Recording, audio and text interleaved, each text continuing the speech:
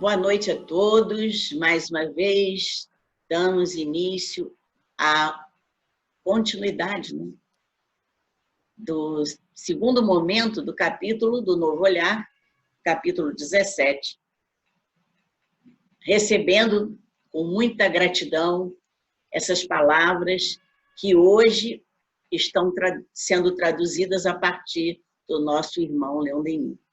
Que nós continuemos a absorver esses conhecimentos, porque eles agora estão mais perto de nós, porque muita gente, a gente fala assim, aquela foi em 1800 antigamente, só que agora não, agora a gente está falando de hoje, é o que está acontecendo hoje. Então, você pode ir lá na televisão e lá no YouTube, você vai ver essas pessoas acontecendo mesmo. Não pode ter dúvida de que não tem esses acontecimentos. Mas vamos às considerações que eles vão fazer para nós hoje. Vamos fazer a oração. Então vamos iniciar com a nossa oração. Guias amigos espirituais, Mestre Jesus, agradecemos por mais essa oportunidade de estarmos reunidos, discutindo assuntos tão importantes, referentes à nossa situação nesse mundo, a tudo que se passa em relação a esse aprendizado, em relação ao outro mundo também, ao mundo invisível, que é tão bem descrito pelas informações que recebemos de Leon Denis. Pedimos que possamos, cada vez mais, introjetar todo esse conhecimento e buscar aplicá-lo para, com certeza, podermos cada vez mais atingirmos o nosso objetivo nesta existência. Sendo assim, pedimos permissão para iniciar, dizendo juntos, graças a Deus. Então, vamos dar continuidade ao texto do capítulo 17 do Novo Olhar. Esse novo olhar para o problema do ser do destino da dor, que veio 100 anos depois, trazendo de volta todas essas recomendações de Leon Denis, mas agora com a fala das pessoas que estão vivendo hoje aqui junto a nós. Talvez reencarnação até daquele povo todo lá, né? Com certeza. Mas eles ainda têm muito a dar, então eles estão continuando a fazer aquilo que ficou faltando lá atrás. Então, nós paramos aqui na página 290, em que havia um estudante da Universidade de Harvard que tinha um sonho, e aí ele se descobriu com câncer e tal. Então, ele está falando aqui que, de tempos em tempos, aparecem as crianças prodígio. As crianças prodígio desafiam a ciência não consegue explicar a capacidade, a origem das suas capacidades. E até hoje, não surgiu uma teoria baseada no paradigma materialista, capaz também de explicar o fenômeno. Então, a ciência não explica a origem, mas o materialismo também não explica, então, eles vão ter que acreditar onde? Vão ter que acreditar nas provas. E as provas dizem tudo. As crianças aparecem e desafiam mesmo. Elas mostram, olha só, eu tenho uma bagagem que eu duvido que vocês descubram de onde vem. Esse é o desafio, né, para a ciência. Exatamente. Uma criança com 4 anos, uma criança com 6 anos, uma criança com 12 anos fazendo cirurgia, pelo amor de Deus, não tem, né? Não tem como explicar com a ciência, na verdade. Então, o projeto Genoma, que aconteceu, é isso? Sim. Eu só tenho só um trechinho aqui que eu achava interessante no comentário também, né? Olha só, a quantidade de genes humanos não é capaz de explicar a complexidade. Aí as pessoas veem, isso é genético. Não, não é genético. Senão o projeto Genoma, né, ia dar conta disso. Mas a gente está vendo aí, o projeto Genoma realmente não está dando ainda a explicação toda, mas eles vão dar, né? Ele diz o seguinte: o estímulo precoce feito de forma adequada não funcionará se não houver uma predisposição já trazida pela criança. Então, aí já começa a trazer alguma coisa de onde? De onde vem essa predisposição? E aí já começam a se enrolar, né? Já começam a provar que tem alguma coisa já chegando, né? Antes deles descobrirem que a criança já está ali, ela já está trazendo uma predisposição. Numa discussão acadêmica sobre Akiane Kramaric, uma criança prodígio, levantada na ocasião pelo vice-coordenador do Grupo de Estudos e Pesquisas em Epistemologia Genética e Educação, Ricardo Tassinari, dentro do Grupo de Discussão de Pesquisadores e Pesquisadoras em Epistemologia Genética no Brasil, ficaram claras as dificuldades dos pesquisadores em levantar uma teoria capaz de responder à questão, a ponto de o professor Ricardo Tassinari opinar: me parece que o materialismo nunca conseguirá explicar suficientemente esta organização sujeita, apesar de explicá-las parcialmente e cada vez mais em aspectos do seu comportamento. Nesse caso, para o materialismo, a organização sujeito permanecerá sempre um mistério. Vai ser materialista, sim. Tudo vai ser mistério à sua volta, não vai explicar nem a matéria. Né? Segundo Einstein, né, o materialismo não explica nem a matéria. Exatamente. Então, e aí, essa criança, Akiane Kramaric, né, que está trazendo para nós uma situação muito interessante, ela está... Fala um pouquinho, Ricardo, sobre ela. Nós conseguimos algumas informações sobre a Akiane Kramaric. Inclusive, há vários vídeos na internet, conforme a própria Regina já adiantou.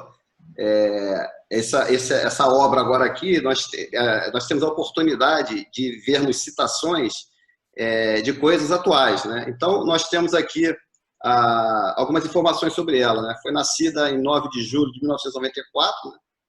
Hoje está com 25 anos, né?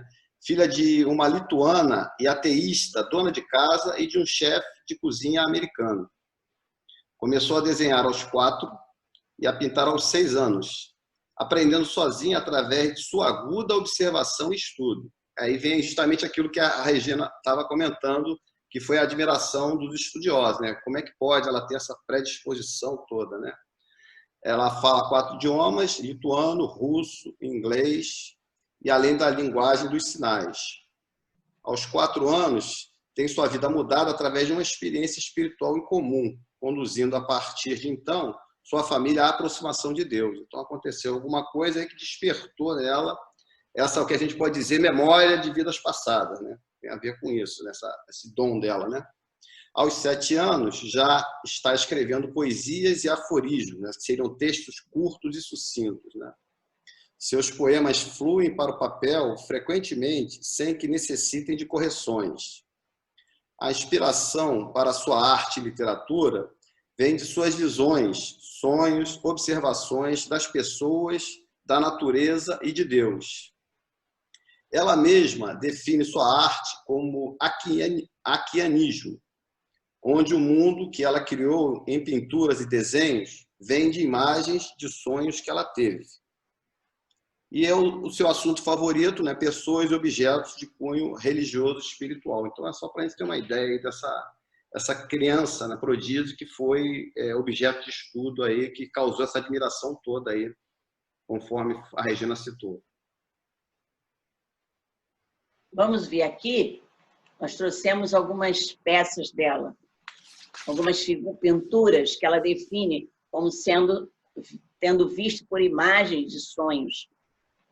Essa aqui é uma imagem, ela é uma pintura dela, e ela diz que depois, quando ela pinta, ela tem dificuldade de escolher as cores, porque as cores que ela vê não podem ser representadas à matéria pela pigmentação das cores que a gente tem aqui, né? E a expressão que ela dá às fotos é um negócio incrível.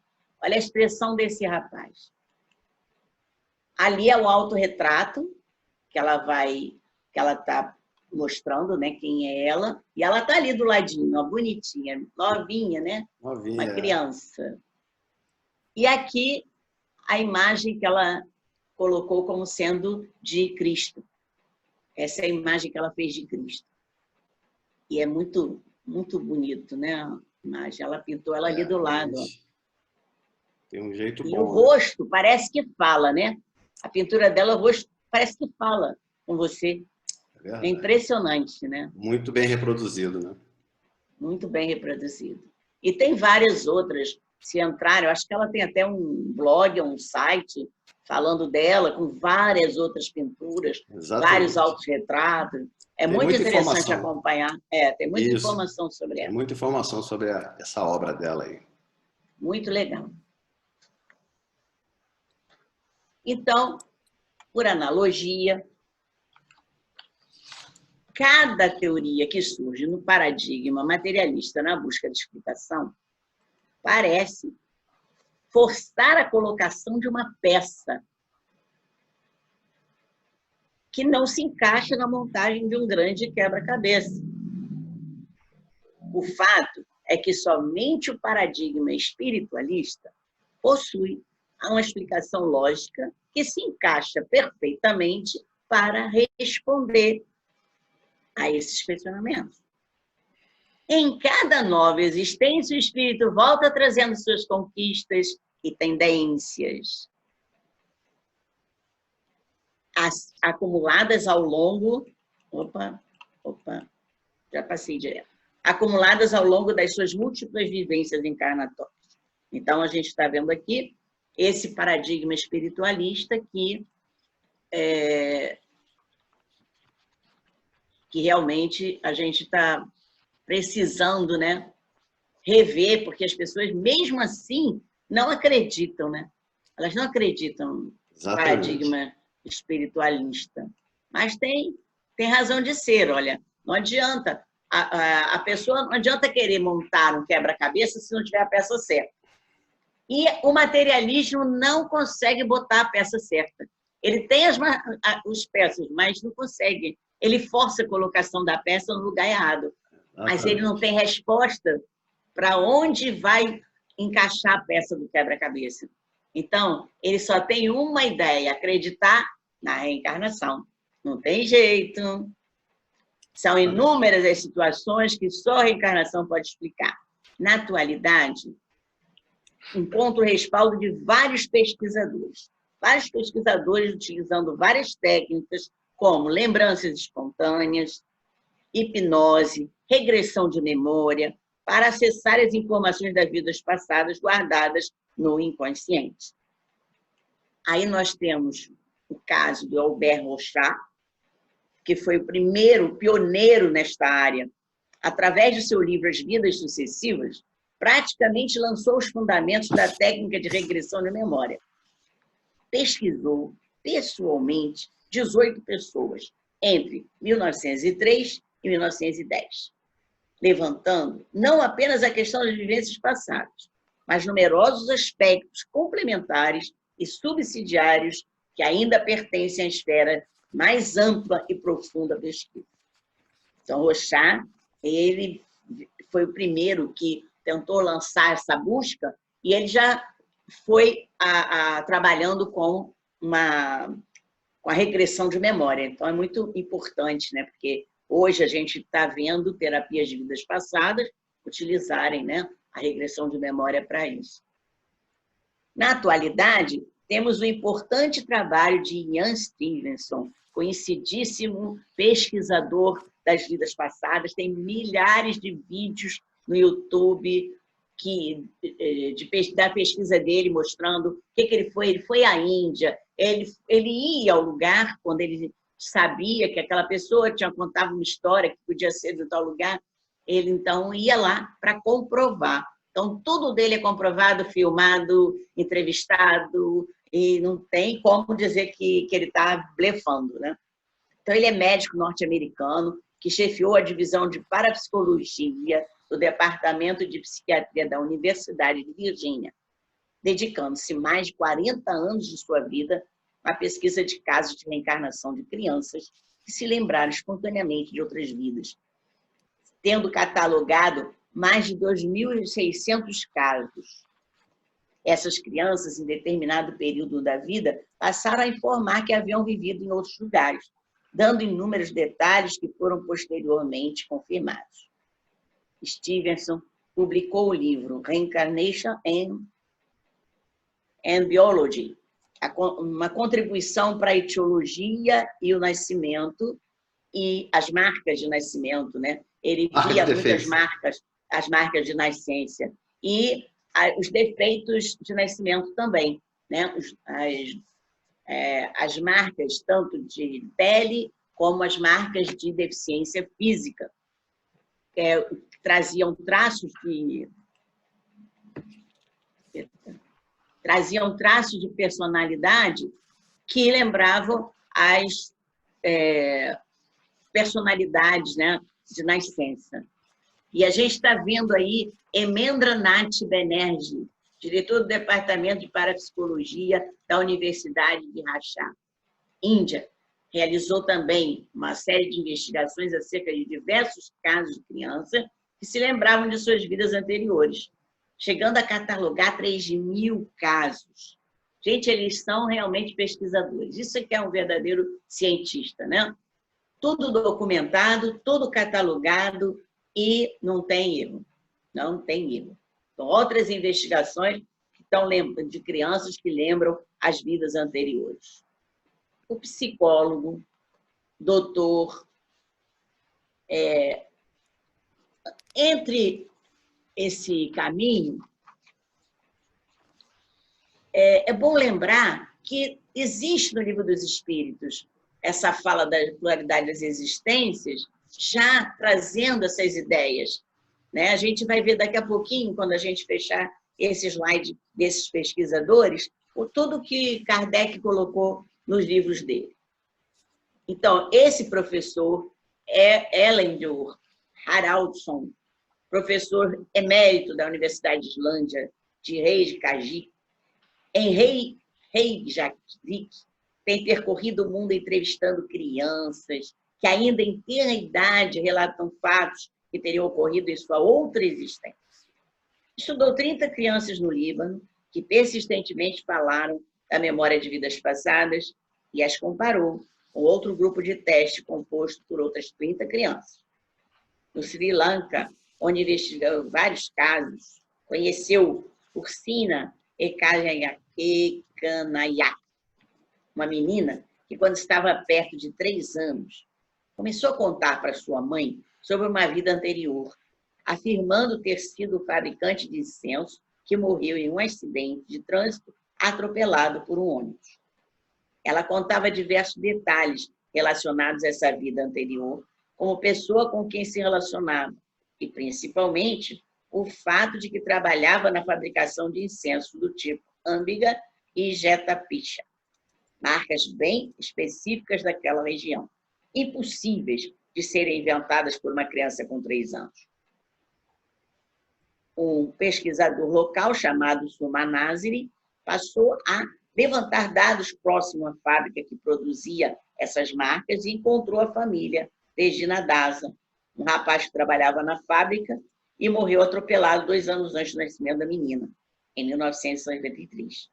Ursina fez sua primeira visita à família de Regina Daza, em ocasião em que surpreendeu a todos ao chamar o cunhado do rapaz pelo seu nome exato, sem jamais ter tido qualquer tipo de contato com a família.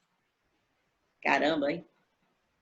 Ao analisar os laudos de necropsia do rapaz atropelado, Dr. Haraldsson constatou que havia sofrido diversas perfurações por pedaços de metal na região do abdômen, local onde a menina apresenta uma série de marcas de nascença.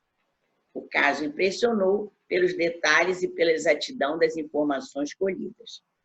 George Kerr estudou 60 casos na Birmânia, Tailândia, Turquia, e Antônia Mills estudou 38 casos no norte da Índia. Ellen Van Baal, em seu livro Recordando Vidas Passadas, relata sua experiência com a regressão a vidas passadas feitas em 1088 pacientes. Afirma a doutora, se a lembrança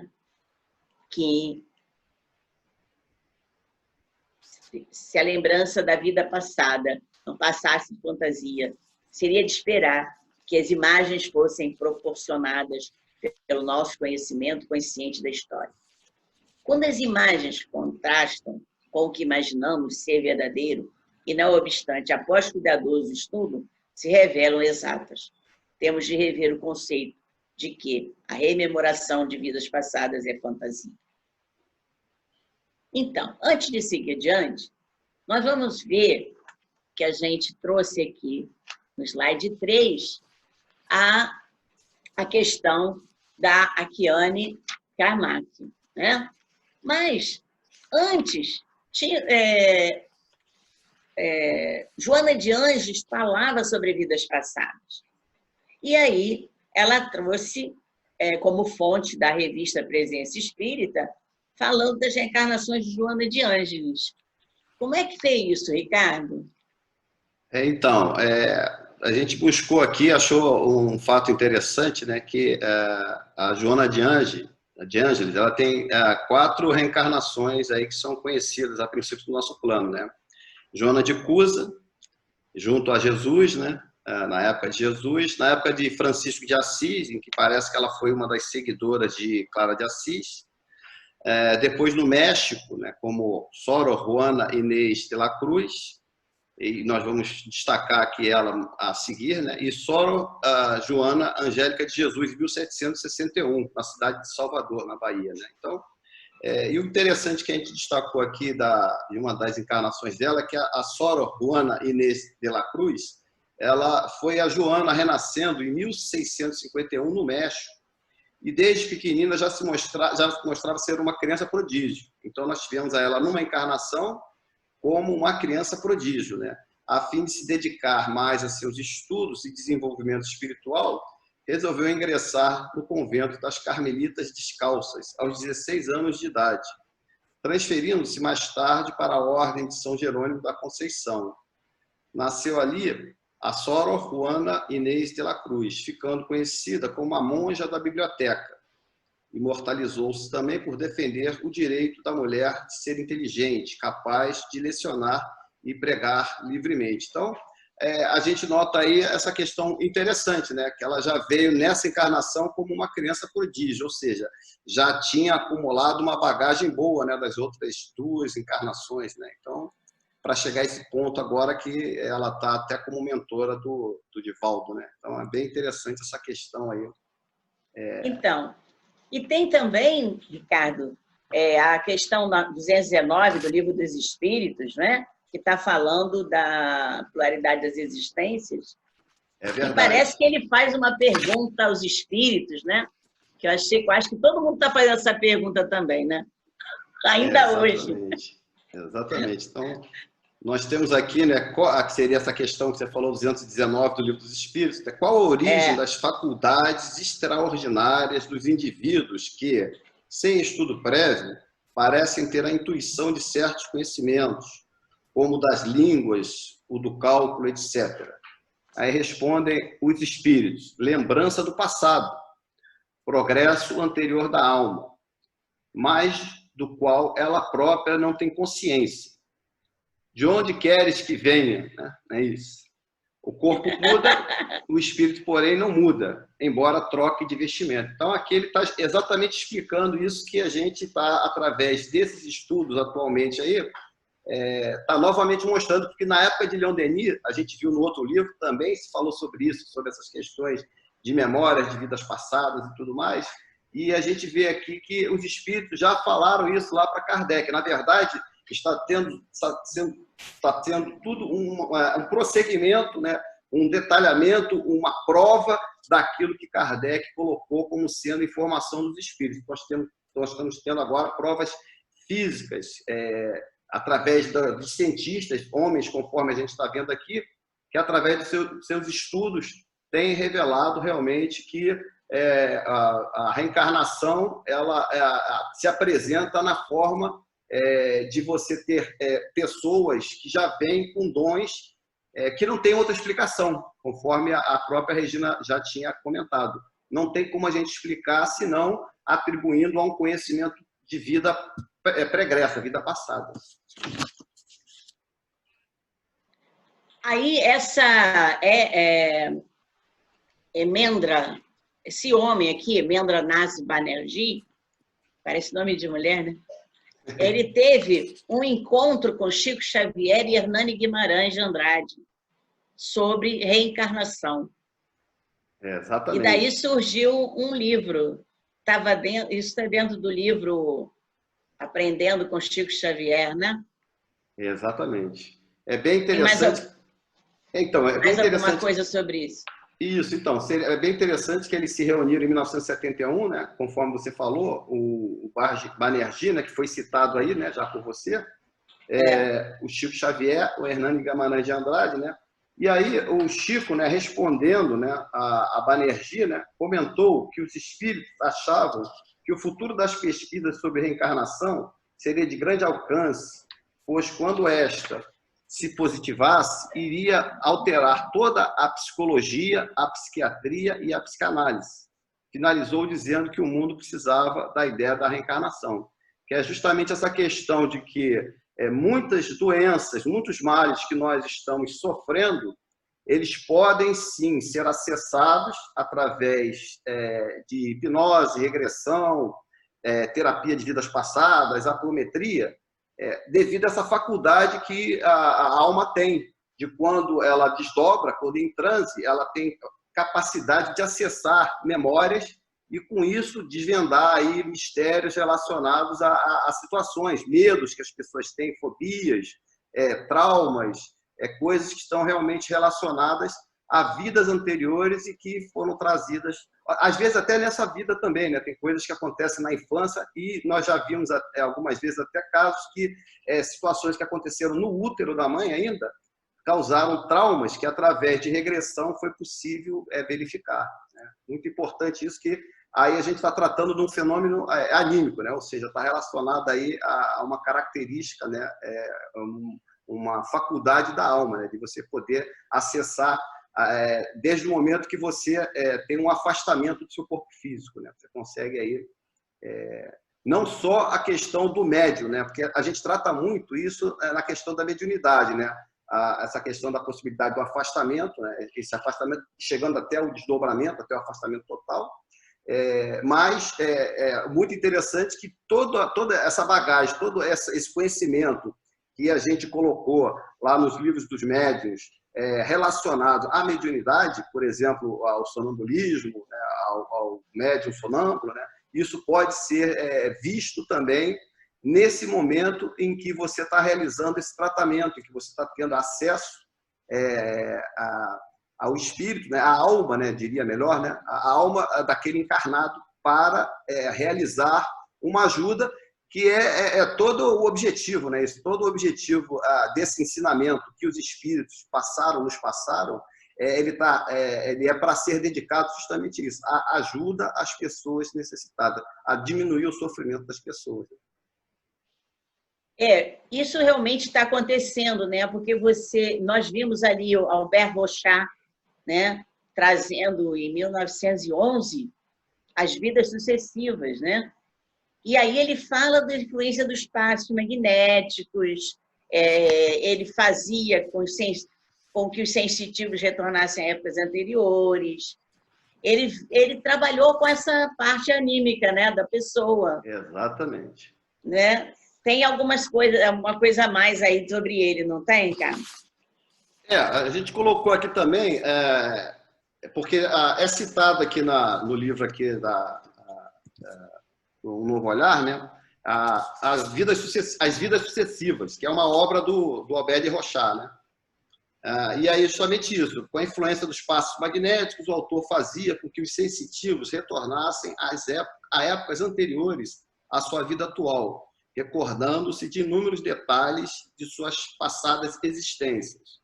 Com honestidade, o autor esclarece que muitas dessas recordações podem corresponder ou não à realidade e essa comprovação ainda depende de novas pesquisas mais aperfeiçoadas. Ou seja, ele, como cientista aqui no caso, ele não afirma categoricamente por falta até de mecanismos que ele pudesse fazer a comprovação.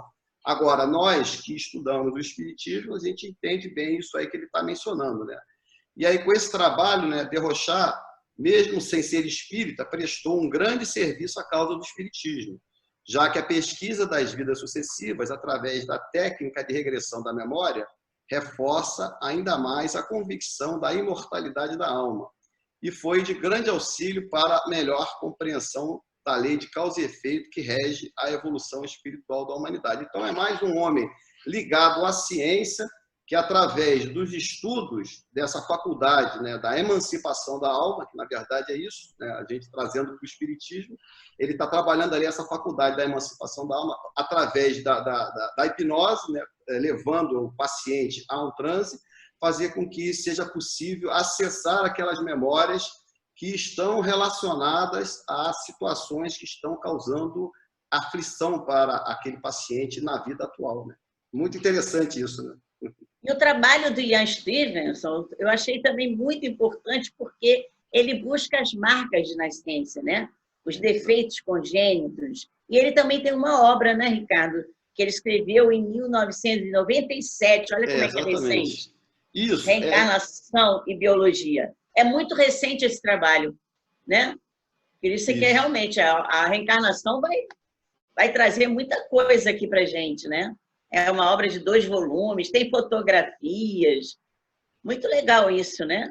Exatamente. Esse estudo dele, que também, com aquela mesma simplicidade que o Albert Desrochers, ele chega e diz, olha, isso aqui está me levando, né, está apontando para isso, mas a gente precisa de mais evidências. Ou seja, para nós que estudamos e entendemos o Espiritismo, está claro.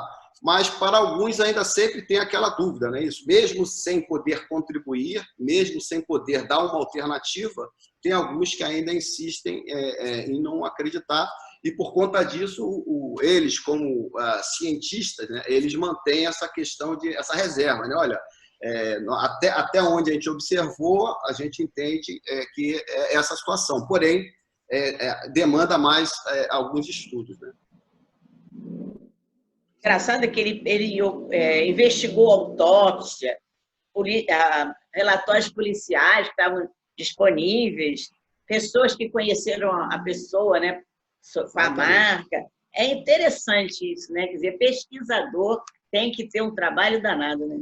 Não é qualquer um que fica assim, só de historinha, não, né? Eles mostram realmente que aquilo ali... São trabalhos científicos. São trabalhos científicos que têm que ser reconhecidos. Você pode até não concordar, mas o que você falou. Ele fez toda aquela investigação, procurou, inclusive, algumas vezes até através da técnica do testemunho espontâneo, ou seja, ao invés de fazer regressão, não, vou pegar uma coisa mais forte, mais firme. Eu vou pegar o próprio testemunho e vou investigar a vida dessa pessoa, o passado dela, as situações, para que a gente possa documentar de uma forma que não haja a possibilidade de uma fraude, né? É justamente essa preocupação. É assim que ele viajava, né? Ele ia até aquele lugar que aquela pessoa dizia, né? Exatamente. Que ela iria para a Índia, ele ia a um monte de lugar para ver o que aquela pessoa estava falando e chegava lá e encontrava mesmo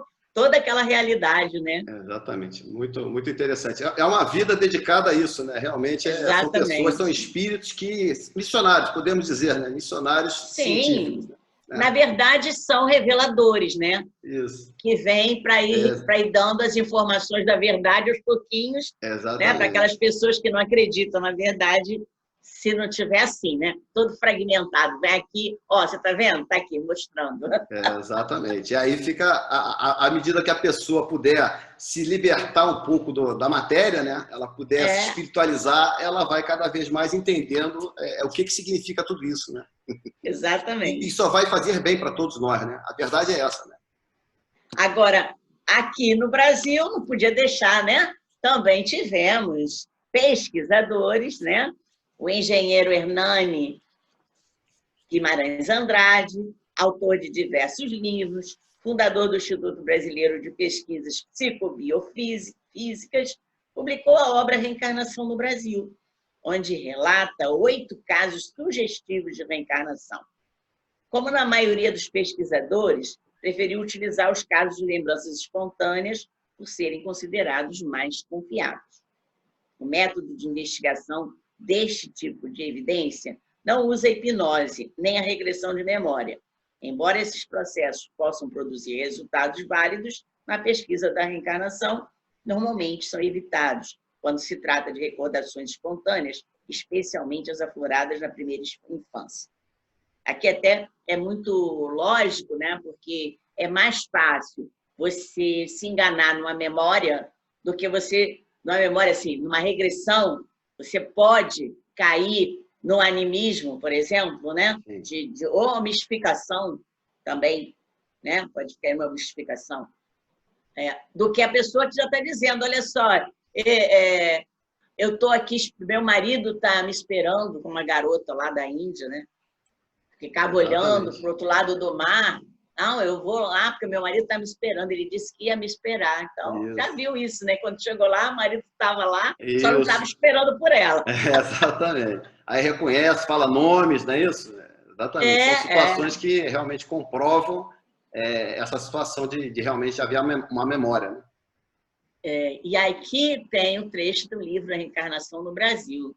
Você pode ler para a gente? Isso, então, nós achamos interessante aqui, né, esse livro do Hernani Guimarães de Andrade, né, o trecho final do capítulo 10, Considerações Finais, que tem muito a ver com o que nós estamos passando agora. Né? Então, nós temos aqui, em conjunto com outras faculdades, a vida desenvolveu o amor, cuja finalidade seria unir perpetuamente os seres afins. Por isso, é de esperar-se que o amor sobreviva à morte, que continuemos sempre juntos daqueles a quem amamos, em reiteradas experiências existenciais. Esta alentadora destinação é-nos oferecida pela reencarnação. Por conseguinte, vale a pena investigarmos a sua possibilidade real. Mas esta iniciativa não deveria nunca ser desencorajada pela insistente crítica destrutiva, apoiada em suposições inconsistentes ou fantasiosas. Esse trecho aqui ele está relacionado justamente a esse consolo da gente saber, não, aquele ente que eu perdi, teve alguém que eu perdi por conta do Covid, meu Deus, nunca mais vou ver. Não, na verdade é um afastamento momentâneo. E numa outra situação, se for realmente o nosso destino, né, se nós tivermos que nos reencontrar, nós vamos. Nós sabemos que nós temos as famílias corporais, temos as famílias espirituais. Então, aqueles que realmente estão relacionados intimamente a nós vamos rever. Nós que acreditamos na reencarnação, a gente fica triste realmente, né? A gente sente muito, mas a gente tem aquela esperança de poder rever no momento seguinte. Né? Outro trecho interessante aqui que nós destacamos, né? Se efetivamente somos tão insignificantes perante a grandeza cósmica e se nada mais nos espera após a morte, qual seria então a vantagem de viver como a humanidade vem fazendo? Toda a nossa história tem sido um cortejo interminável de guerras, doenças, misérias, insegurança, crimes, tragédias, catástrofes, etc. Que seria melhor, então, a péssima qualidade de vida que a maioria dos homens arrosta, né, se defronta, né, ou a tranquilidade do nada que eventualmente nos oferece a morte? Né? A reencarnação seria uma boa resposta a todas as indagações que formulamos linhas atrás. A reencarnação complementada pelo progresso contínuo até atingirmos as culminâncias da espiritualidade e da participação nos destinos e mecanismos do universo, esta seria a perspectiva compensadora que poderíamos esperar, depois de confirmada a realidade do renascimento. Então, nesse trecho aqui, ele demonstra justamente o que a gente até tem visto aí nessas provas aí, da reencarnação. Nós falamos sobre Júlio César, falamos sobre Napoleão, falamos sobre todas essas situações aí que o mundo tem passado, essa situação, essa crise toda que nós estamos tendo atualmente, se nós não acreditássemos que isso não é mais, senão uma etapa da evolução espiritual da humanidade, que esperança mais que teríamos, não é isso? Então, é importante a gente saber que, através da reencarnação, a gente tem essa esperança. Não, nós estamos mal, realmente nós estamos mal, mas nós vamos nos consertar, nós vamos melhorar, nós vamos chegar lá, porque nós estamos aqui justamente pela orientação de Jesus Cristo. Nosso mundo aqui tem governador, não é isso? Com certeza. E nós estamos vendo aí o Jim Tucker, que também é do Brasil, né? Diretor médico de uma clínica de psiquiatria infantil e familiar nos Estados Unidos, é considerado continuador do trabalho de Ian Stevens e a autoridade mundial na pesquisa sobre crianças que recordam das vidas passadas. Autor de Vidas Antes da Vida e Retorno à Vida, além de dezenas de artigos em revistas científicas, publicou um artigo sobre o caso de James Leninger, uma criança americana nascida em 10 de abril de 1998 e que, aos 2 anos de idade, começou a ter intensos pesadelos com acidente de avião. Em maio de 2000, quando James tinha pouco mais de 2 anos, sua mãe, Andréia, acordou com seu filho gritando durante a noite. Avião em chamas! Pequeno homem não pode sair. Andréia correu para seu quarto e viu James lutando. Ele estava deitado de costas, chutando e agarrando suas capas, como se ele estivesse tentando chutar seu caminho para fora de um caixão. A situação gerou muito sofrimento aos pais, que passaram a buscar auxílio e dar apoio ao filho James.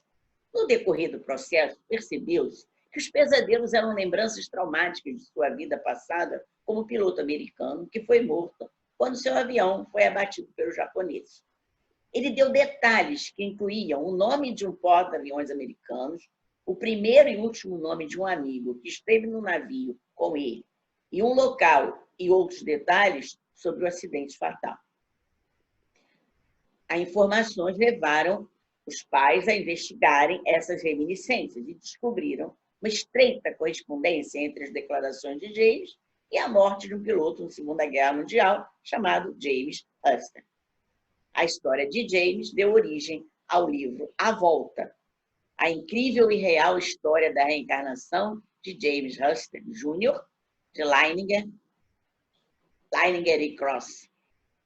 Esse caso é muito interessante, porque ele dizia que ele era James III, porque, na verdade, ele foi James em 2 encarnações anteriores, teve o mesmo nome.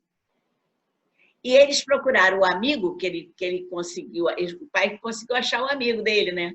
Conseguiu achar o amigo dele e o amigo dele confirmou que realmente, como é que tinha sido o acidente, que era o nome dele. E aí o James virou James III, porque ele só tinha nomes James, todas as encarnações. Ele conhecia tudo de avião, ele tinha os aviões no quarto dele, ele só queria ver avião, só avião. Acho que ele realmente foi aquele piloto assim, ferrenho mesmo, né? Que ele gostava mesmo de... Inclusive, temos disponíveis no YouTube também, na internet também, vídeos sobre essas histórias todas aí, que é muito interessante. Interessante exatamente. E aprender aí todas essas informações do Jim Tucker e outros mais. Então, a crença das vidas sucessivas tem fundamental importância dentro da história. Estando presente na cultura de inúmeras civilizações, e como preceito basilar em várias correntes filosóficas.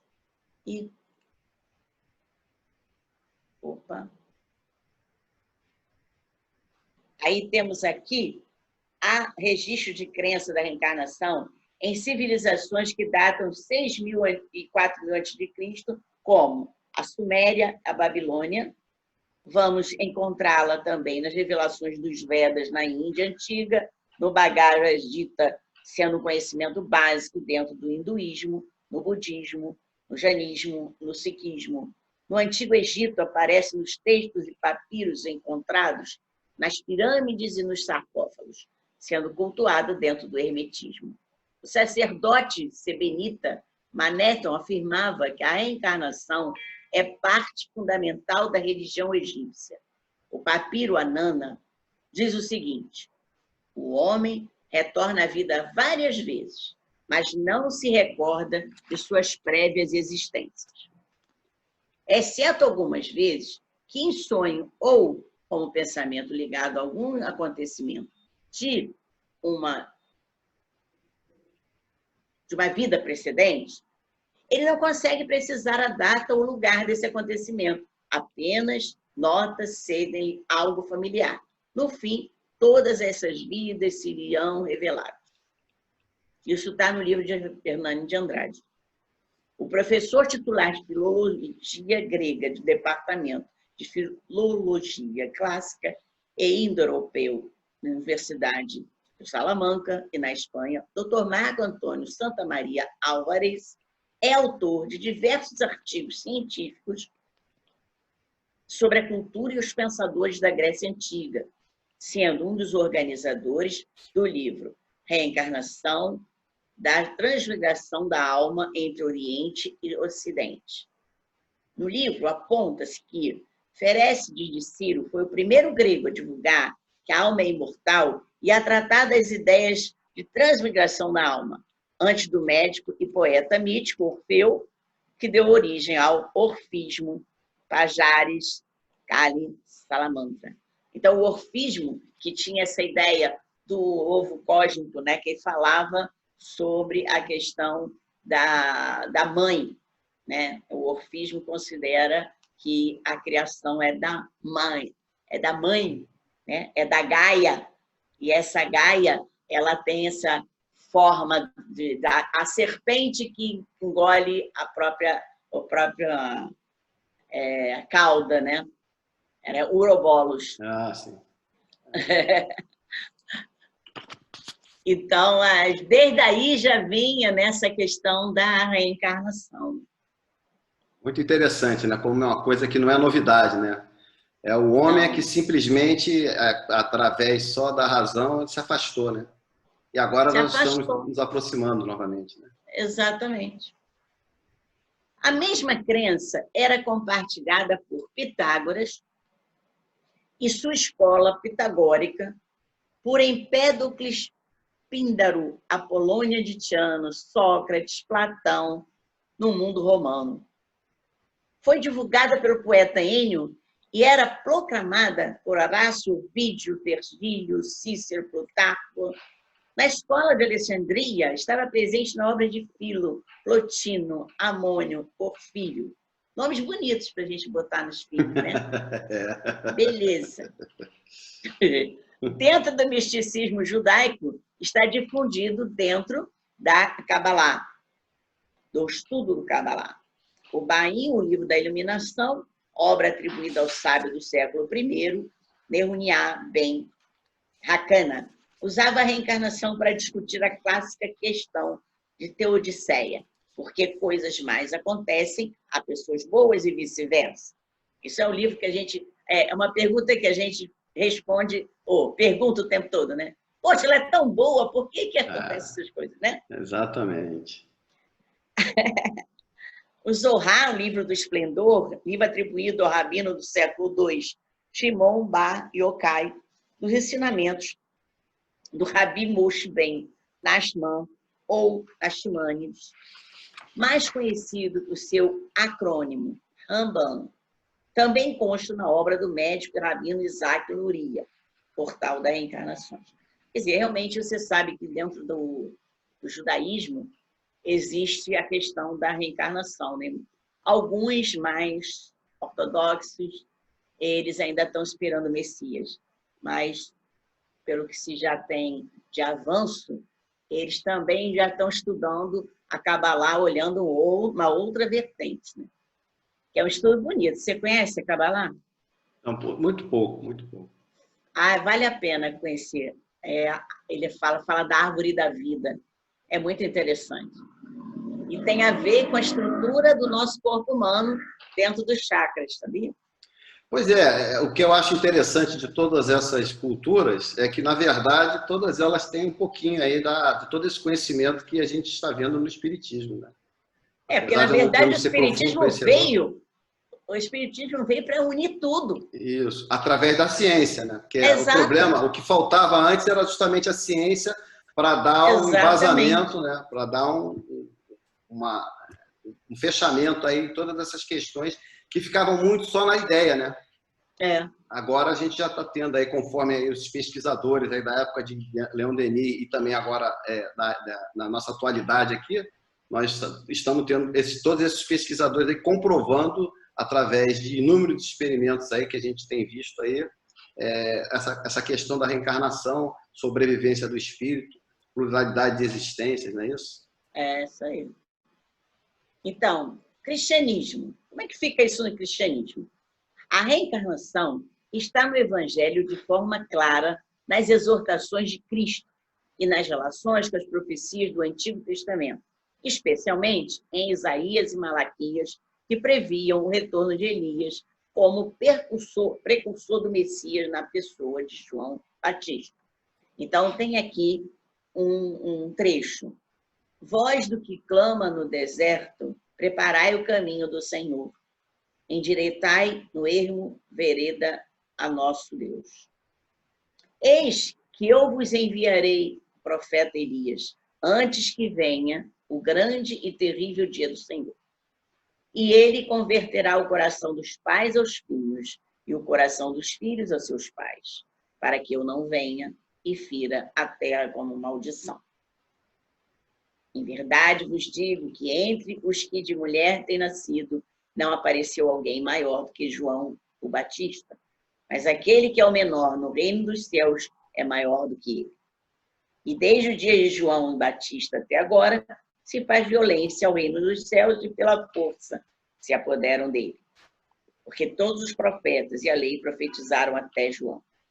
E, se quereis dar crédito, é este o Elias que havia de vir. Quem tem ouvidos para ouvir, ouça. Também em Mateus, mas os discípulos interrogaram: por que dizem, pois, os escribas ser necessário que Elias venha primeiro? Então Jesus respondeu: de fato, Elias virá a restaurar todas as coisas. Eu, porém, vos declaro que Elias já veio, e não o reconheceram. Antes, fizeram com ele tudo quanto quiseram. Assim também o Filho do Homem há de padecer nas mãos deles. Então, os discípulos entenderam que lhes faltava o respeito de João Batista. A respeito de João Batista, já conseguiu entender que ele era o Elias, né? Isso. E para não deixar dúvidas quanto à realidade das vidas sucessivas, nós temos célebre diálogo com Nicodemos. Aqui ele diz que sempre que se discute a Bíblia, dá suporte ao Espiritismo ou não, é comum que as palavras de Jesus sobre João Batista ser Elias sejam citadas. Isso acontece porque a doutrina da reencarnação, o princípio da pluralidade das existências, como eles a definem, é uma das suas doutrinas mais fundamentais. Essas palavras de Jesus estão registradas no Evangelho de Mateus. E se quereis dar crédito, é este o Elias que havia de vir. Está sempre essa palavra, né? Falando sobre isso. O diálogo de Jesus com Nicodemos diz o seguinte: havia entre fariseus um homem chamado Nicodemos, um dos principais dos judeus. Este foi ter com Jesus de noite e disse-lhe: Rabi, sabemos que és mestre, vindo de Deus, pois ninguém pode fazer esses sinais que tu fazes se Deus não estiver com ele. Respondeu-lhe Jesus: em verdade te digo que se alguém não nascer de novo, não pode ver o reino de Deus. Perguntou-lhe Nicodemos: como pode um homem nascer sendo velho? Porventura pode tornar a entrar no ventre de sua mãe e nascer? Jesus respondeu: em verdade te digo que se alguém não nascer da água e do Espírito, não pode entrar no reino de Deus. O que é nascido de carne é carne. O que é nascido de Espírito é Espírito. Não te admires se eu te haver dito: necessário vos é nascer de novo. O vento sopra onde quer e ouve a sua voz, mas não sabe de onde vem nem para onde vai. Assim é todo aquele que é nascido do Espírito. Perguntou-lhe Nicodemos: como pode ser isto? Respondeu-lhe Jesus: tu és mestre em Israel e não entende essas coisas? Em verdade, te digo o que nós dizemos, o que sabemos e testemunhamos o que temos visto. E não aceitais o meu testemunho? Se vos falei de outros terrestres e não credes, como crereis se vos falar das celestiais? Quer dizer, realmente, ele até está botando Nicodemos aqui, né, numa situação brava, né? O cara lá, mestre lá em... onde ele vivia lá, nas leis, né? Não, Exatamente. ele não sabe nada disso. Daí é muita alegoria que Jesus falava, muitas pessoas não entendiam o que ele estava dizendo, né? Ele falava muito por um cunho alegórico, simbólico. Aí a doutrina espírita veio também para esclarecer essas coisas, para tirar essas alegorias, para tirar o véu de tudo isso que seria secreto, que seria proibido, que seria mistério. É isso. Né? Aqueles mistérios antigos. Então, a reencarnação tenha sido defendida dentro da igreja por Orígenes, São Clemente de Alexandria, São Gregório de Nice, ela não podia ser conciliada com os dogmas e artigos de fé relacionados às penas eternas e ao juízo final. Além de confrontar a nobreza, que não aceitava a possibilidade de renascerem como escravos ou plebeus. E aí, com consequência, a igreja combateu Orígenes, negando a reencarnação através do Concílio de Constantinopla em 553. A gente já comentou isso lá no primeiro livro, né? Falando sobre a rainha Teodora, que ela era prostituta, né? E aí tinha que realmente acabar com a reencarnação, que ela já estava com a cabeça assim, como é que eu vou nascer? Está preocupada, né? Mandou matar 500, ela ia ter que passar 500 vezes para... Imagina! Deram a chance dela ser agora uma nobreza. E ela, tipo, caramba, eu passei para a nobreza, agora estou arrasando com tudo que é plebeu. Quem é que eu vou voltar, né? Exatamente. Então, embora eclipsada na Idade Média, período sombrio do desenvolvimento ocidental, permaneceu viva e ultrapassou os séculos, ressurgindo através dos grandes pensadores como o cardeal Nicolau de Cunha. E sustentou no Vaticano, diante do Papa Eugênio IV, Thomas More, Paracelso, Jacob Boehme, Jerome Gardin, Giordano Bruno, Campanella, Van Helmont, Herder, Hegel, Schelling, Fichte.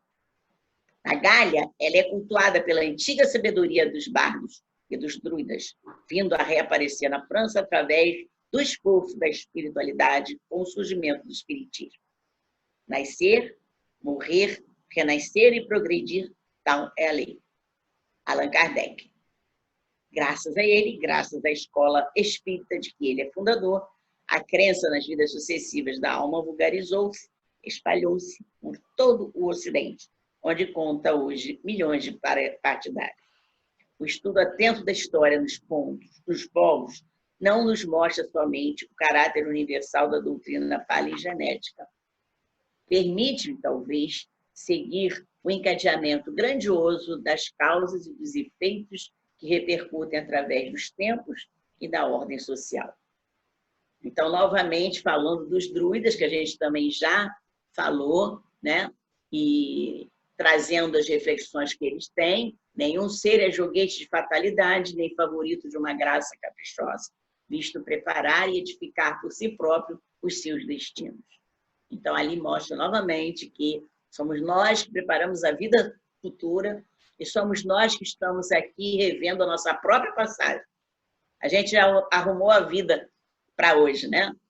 Agora, se está difícil, quem mandou não botar, né, um cimento melhor lá na cabana, né? Exatamente. Deixou a cabana feia, agora vem morar numa casa. Não tem base, né? E na Idade Média, realmente, o negócio foi feio, né? Porque a igreja teve...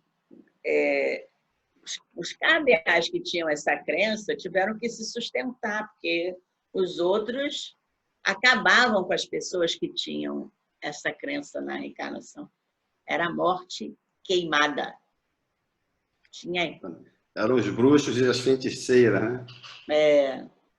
Então, graças aos grandes filósofos, a reencarnação prossegue, cada vez mais atual, sendo estudada no campo da religião e da ciência.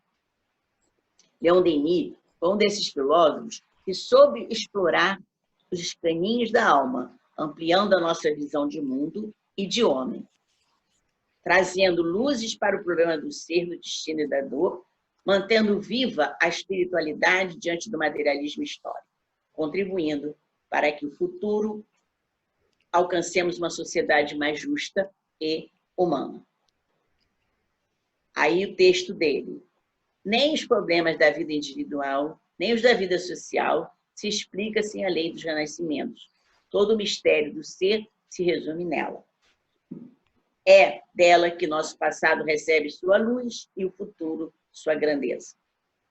Nossa personalidade amplifica-se inesperadamente. Compreendemos que não é de ontem que data o nosso aparecimento no universo, como ainda é crença de muitos, mas ao inverso, nosso ponto de origem, nosso primeiro nascimento, afunda-se na escuridão dos tempos. Sentimos que 1000 laços, tecidos lentamente através dos séculos, prende-nos à humanidade. É nossa sua história. Havemos viajado com ela no oceano das idades, afrontando os mesmos perigos, sofrendo os mesmos reveses. E aí, eu trouxe aqui a lei circular, né, que fala exatamente essa questão. A imortalidade é semelhante a uma cadeia sem fim, se desenrola para cada um de nós na imensidade dos tempos. Cada existência é um elo que se liga para trás e para frente. É uma cadeia distinta a uma vida diferente, porém solidária com as outras. Quer dizer, é tudo ligado, tudo entremeado, mostrando a lei do progresso, né? Exatamente. E olha a roda de Sansara, novamente aí, presente, né? Tudo é circular, né? Tudo é circular. Então, estamos encerrando o capítulo 16 e 17, né? Do Novo Olhar, e agora nós vamos para o outro, né? O original, no capítulo 18, que vai falar sobre a justiça, a responsabilidade, né? Aí já vamos entrar no aspecto, né? Justiça, responsabilidade, o problema do mal. Caramba! E este é o último, ainda tem mais um, né? Nós temos 2 capítulos a mais para entrarmos na terceira parte do livro, que são as potências da alma. Então, já estamos encerrando quase o problema do ser, né? Já vimos o destino, o ser, o destino, né? Agora vamos encerrar o destino, depois vamos ver o problema da dor, que agora eles deram o nome de potências da alma, né? Não sei se mudaram ou não mudaram, mas no livro... Não, é isso mesmo. O título... É o mesmo. Não mas eles puseram a potência da alma, ficou bem mais bonito, né? Chamar potência da alma do que o problema da dor. Então, vamos... espero que as pessoas estejam acompanhando, né, esse estudo, porque eu acho fantástico esse estudo. É verdade. Eu ainda não vi um estudo tão completo como os estudos de Leon Denis. É muito completo. Ele escreve mesmo. E agora, com essa integração com o pessoal de hoje, né? Está dando um subsídio muito maior para a gente. Exatamente. Estamos visualizando muito mais. Não dá para correr da reencarnação, não tem como. Você só pode tentar tudo, mas não tem. Só os teimosos, né? Aí ele precisa ver o espírito na frente, ele dizer, olha, eu estou morto. Mas só pode acontecer isso, né? É verdade. Então, boa noite a todos. Estamos aqui encerrando o nosso encontro. Espero que todos estejam em paz nessa quarentena, porque é importante estar em paz, sem ansiedade. Vamos tomar cautela, porque ainda não está eliminado o processo do vírus. Então, precisamos ainda de cautela. Fiquem em casa. Quando sair, sai de máscara, não vai para a multidão. Não tem horário de festa, não. Agora, reunião de festa junina, está todo mundo ficando doente por causa disso. Tá? Então, vamos comemorar ali, nas pessoas que já estão dentro de casa, que estão ali seguindo essa rotina com vocês. Se você mora sozinha, liga a telinha, conversa com um amigo, comemora com um amigo aquilo que você quiser comemorar, o seu aniversário, o aniversário do outro. É a festa junina, é a comemoração dos santos. Eles também não gostam de que a gente fique fazendo bagunça aqui embaixo, né? Porque, afinal de contas, eles trabalham para isso, para a gente não fazer bagunça. A gente fica comemorando os santos e fazendo besteira. Não dá, né? Então, muito cuidado com isso, tá? Cuidado mesmo. Os hospitais estão lotados, os médicos estão cansados, as enfermagens também estão ficando doentes. Então, não dá, não tem... Nós não temos vida eterna aqui na Terra. Nossa vida eterna é espiritual. Se vocês forem para o mundo espiritual também, não vai acontecer nada. Mas, enquanto tem luta aqui, melhor ficar por aqui, né? Viemos para batalhar nessa vida aqui. Exatamente. Não vamos acelerar, porque acelerar a ida lá para cima não é um bom negócio, não. Deixa acontecer, se tiver que acontecer. Certo? Um beijão para todos. Vamos fazer o nosso encerramento.